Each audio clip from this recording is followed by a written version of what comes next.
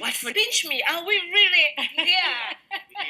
Watford Junction. Really? A reunion of two families. What's the secret? One from Canada via Kenya, and one from Watford via Pakistan. You two haven't aged at all. You look fantastic. Thank you. But you know what they say? Black don't crack. Yeah. That too.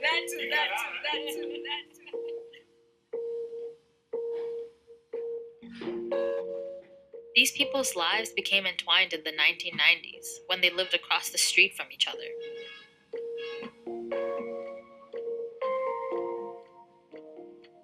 Christian couple Peris and Martin entrusted their baby daughter Sandra to the care of a Muslim family they barely knew because they desperately needed help.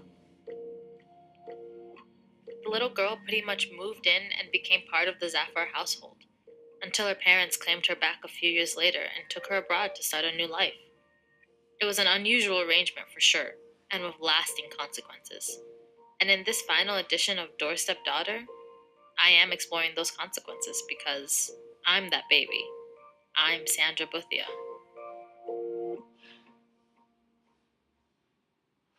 Her face is still the same. Yeah. From when she was a baby. She was so round. So her head was round, and then her body was round, and then her legs were round, and her arms were... She looked a bit like the Michelin Man. I'm at Saiqa Zafar's house with my mom and dad and little sister. I have a bond with Saiqa, who was in her teens when her family took me under their wing as a baby. I know now that she was like another mother to me, and I a kind of daughter to her. But I have barely seen her since I was almost 4, and now I'm 21. After Watford, we eventually settled in Canada, and this is the first time we have all got together since we left 18 years ago. So that's a picture of us there. And look at Mum. No. Look at Mum and look at you, brother. Look how young we were. Remember what was that one? That was Sandra's first birthday. Your hair then. Fluffy braids. We are picking apart those days when I was tiny. Everyone's faces light up as the memories flow. At first, the differences between the families stood out. They used to leave this bottle of green liquid, and my mum used to look at it and say, what are they feeding this poor girl? And mum used to give her pilau rice and chicken. We used to mash avocado. You know? Yeah, it was avocado. So it was disgusting. disgusting. I know. In a bottle. But those differences soon faded as the families grew close. When I try to push my memories back to that time, there isn't much there because I was so small. I have the feeling memory of your heart being so packed with having to love so many people. That's the feeling I get. Really, super content. I knew I spent a lot of time with the Zafars while my parents worked. My mom Peris is glad of the special bond, which has lasted through the years. God gave me this other family that, you have more connection with Sandra than she has with her little family. Yeah. That's the truth. I've seen Saiqa twice since we left, but this is the first time we have talked over the old times all together. I began to realize that there's a lot I didn't know about those Watford days. Well, we're trying to figure out what year it was that Sandra moved in with us. And, I was thinking, hold on, let me check her birth certificate. It's only because I took it out yesterday. Yeah. I managed to put it back again. Yeah. There you go. Wow, I've only ever seen the copy. And Sandra didn't know. It's only now, 20 years on, I'm finding out that I actually spent most of my time growing up with the Zafars across the street, and the huge impact that their big hearts have had. It all started coming out. I'm just showing Sandra on the birth certificate. Martin's occupation is warehouseman, and Paris's occupation is a nurse. Yeah. And wow, now you're what, proprietor? An entrepreneur. An author. You name it all. God has been more than good. He's been so faithful. He can really change your story. I started as cleaning rooms, chambermaid. That's how I started when I first landed in UK. Yeah. He started as a warehouse man. Oh my God. And we didn't have money. Just look at These days, my dad, Martin's, doing really well in logistics with a courier company. Peris runs a successful, expanding business and has written a book about how her life has changed. She gives advice on social media. She's the most confident person I know. And it turns out that what made the difference, what's helped them rise out of those humble beginnings, is the Zafars taking care of me. We gained more than they did. What that enabled us is to to be financially stable. Like we were able to work hard. We were able to really put things together. The house, we had a mortgage, we had cars, so we were able to actually kind of live the life. That is what made it what we are today. It was a stepping stone. You did this and you moved on us to the next level. And there's more I didn't know. My parents have been an item for 25 years, and growing up, it's easy to take a relationship like that for granted. But as they discuss the struggles and the strains they faced, the pressures on that relationship are laid bare. Now I'm gonna cry because then I realize if it wasn't for you giving fully, then maybe Sandra wouldn't have even today the life she have if it wasn't for you. That I can never pay you for it. I just want you to. Our life and our marriage and everything else was there on the line.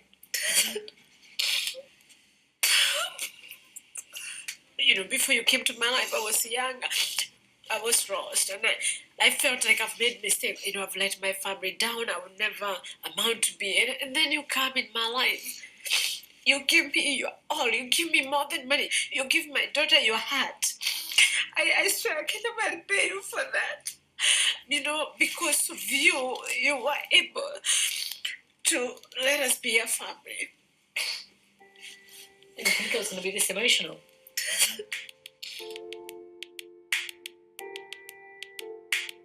It's very surreal, very out of body, very like, I can't believe this is my parents' story.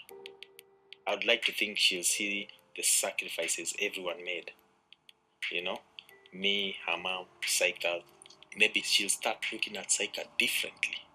She'll start appreciating Saiqa more. Saiqa is my godmother. Now I know what being a godmother is all about. A godmother, a close aunt, a second mom, a sister to my parents, a surrogate.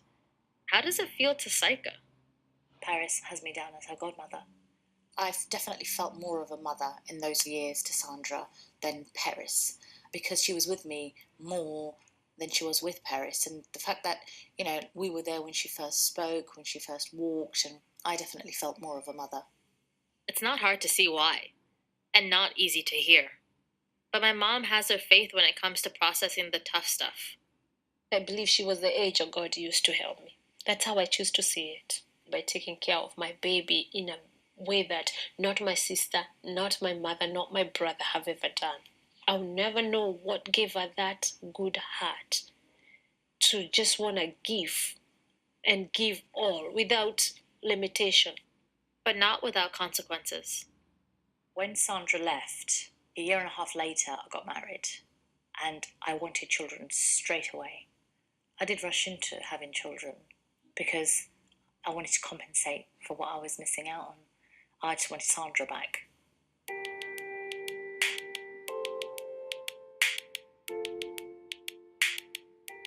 So this arrangement changed Saiqa's life too. At least as much. Exceptionally. Oh gosh, it made me who I am today. I've gained loads. I've gained confidence. It made me more aware of my surroundings, of, your emotions, and how it's okay to show your love, because I was quite a reserved person like that. So yeah, taught me quite a lot, Sandra did. When her family took me in the day my dad turned up at their door, Saiqa was only 18, on a gap year, working in a nearby shop, while deciding what to do next with her life. She could have done anything, but her choice in the end was to care for me.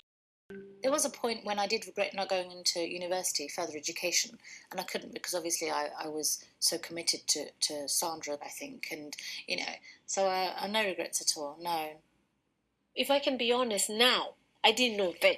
But now I feel she lost her youth a little bit.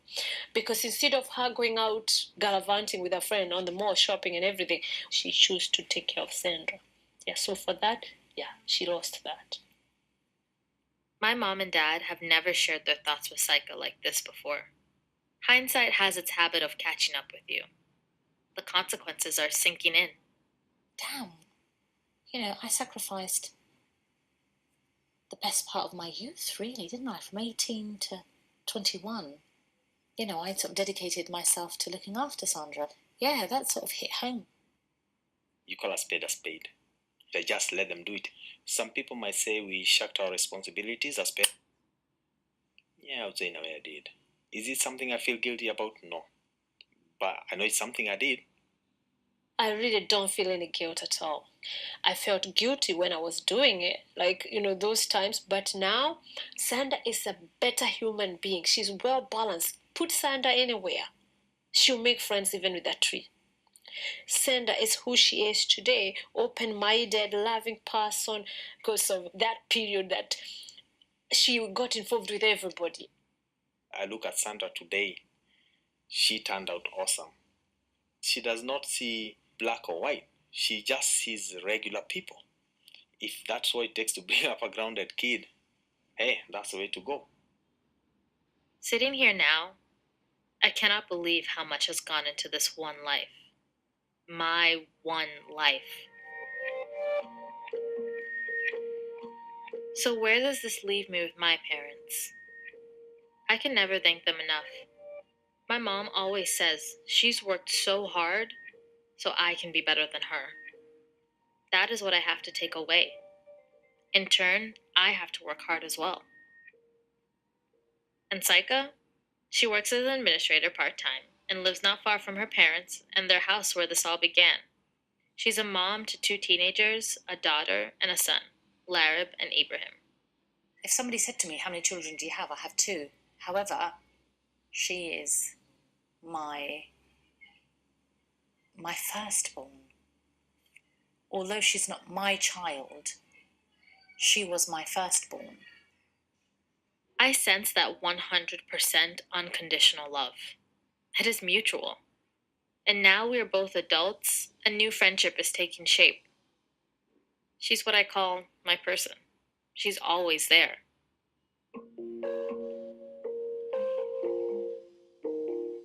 I started out thinking this was complicated. But for these 2 families on opposite sides of the street, who made it up as they went along, it's actually pretty simple.